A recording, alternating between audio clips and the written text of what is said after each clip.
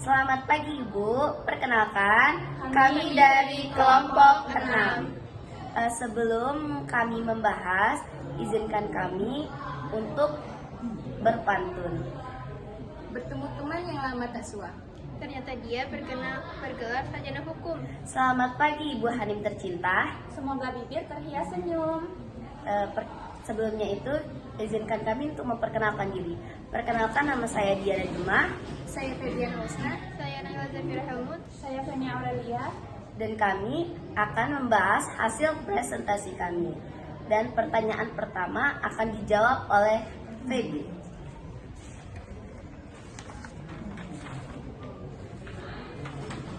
Oke. Pertanyaannya adalah alat pembayaran non tunai berkembang semakin pesat. Teknologi memegang peranan penting dalam perkembangannya. Apa saja yang termasuk alat pembayaran tunai? Bagaimana teknologi mempengaruhi perkembangan alat pembayaran tunai tersebut? Nah, dari pertanyaan apa saja yang termasuk alat tunai pembayaran tunai itu yaitu dibagi menjadi dua jenis.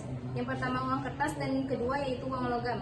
Pengertian dari uang kertas tersebut adalah jenis ini terbuat dari kertas yang sudah disahkan dan ditandai dengan gambar, cap, serta tanda khusus. Keunggulannya, uang kertas menyebabkan proses pengiriman yang mudah dan mampu dipecahkan menjadi jumlah nominal yang dibutuhkan.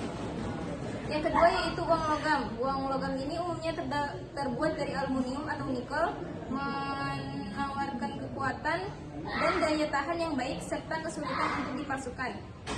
Nah, selanjutnya pertanyaan dari bagaimana teknologi memengaruhi perkembangan alat pembayaran tunai. Pengaruhnya dapat bermacam-macam. Yang pertama yaitu perubahan pola sistem pembayaran. Nah, mayoritas masyarakat ini telah beralih dari pembayaran tunai ke sistem pembayaran non tunai. Yang kedua yaitu maraknya pembayaran non tunai. Semakin berkembangnya teknologi dalam sistem pembayaran menggeser peranan uang tunai sebagai alat pembayaran dan beralih pada sistem pembayaran non tunai yang lebih efisien. Sistem pembayaran berbasis kartu.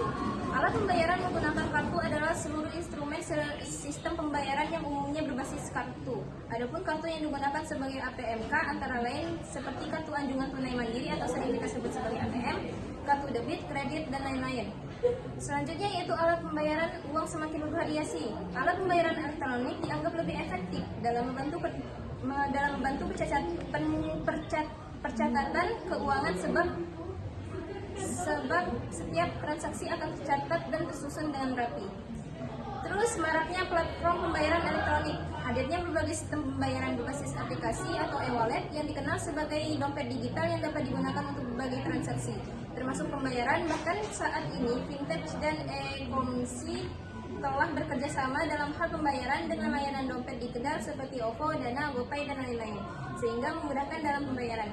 Nah, yang terakhir yaitu transaksi keuangan semakin mudah.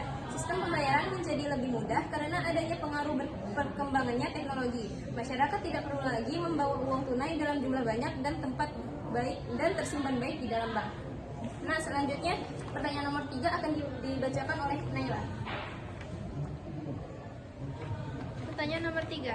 Alat pembayaran non tunai dibedakan menjadi 3, yaitu alat pembayaran non tunai berbasis elektronik, kartu, dan kertas. Masing-masing alat pembayaran tersebut memiliki beberapa jenis.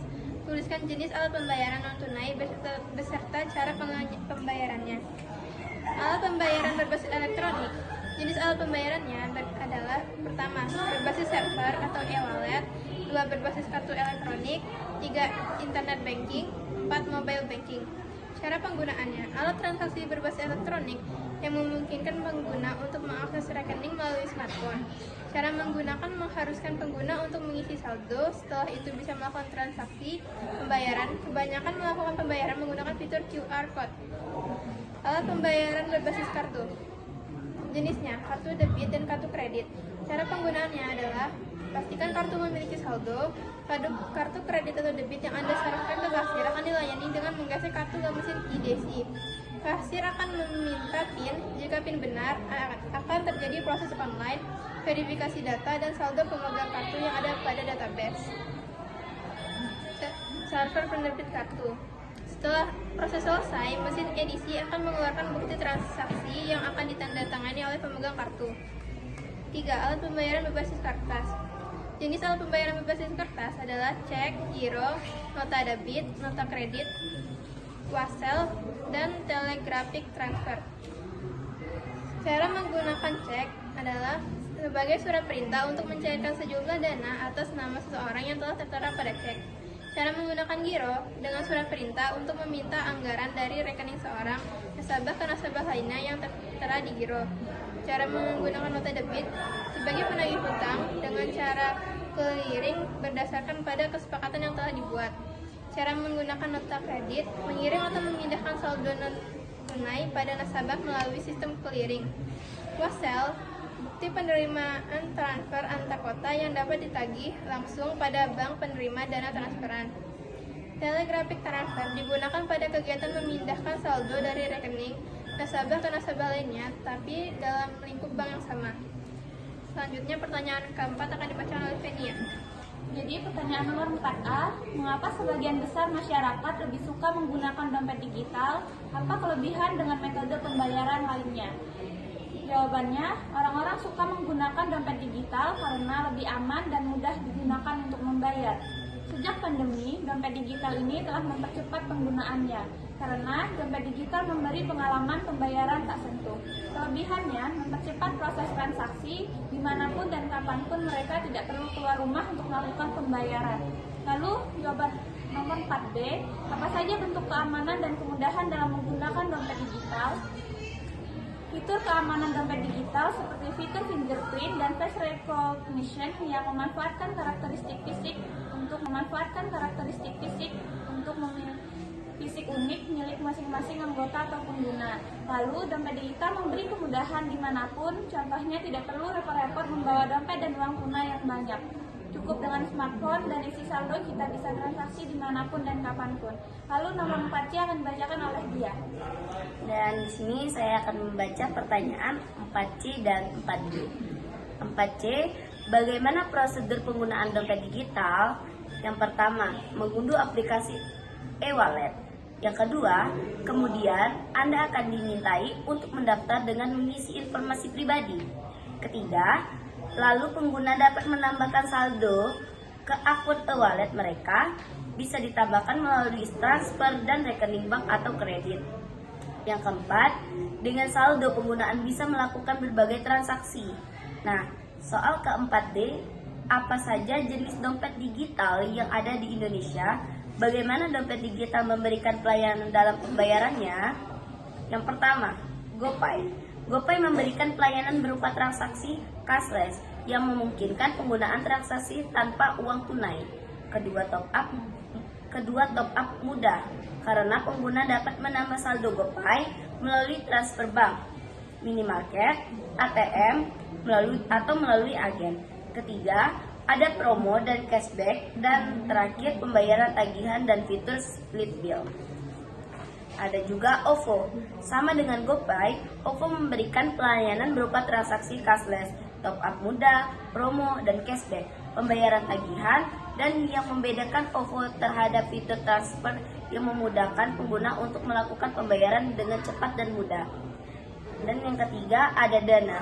Dana juga menyiapkan pelayanan berupa transaksi cashless, top up mudah, promo dan cashback, pembayaran tagihan, dan terdapat fitur transfer. Yang keempat, Ocho Mobile. Ocho Mobile juga menawarkan fitur keuangan termasuk pembayaran tagihan, transfer uang, dan juga pembelian pulsa. Yang kelima, PayPal. Pengguna dapat melakukan pembayaran online di berbagai situs web. Penggunaan juga dapat menyimpan kartu kredit mereka dan melakukan pembayaran. Dan pertanyaan terakhir akan dijawab oleh Feby.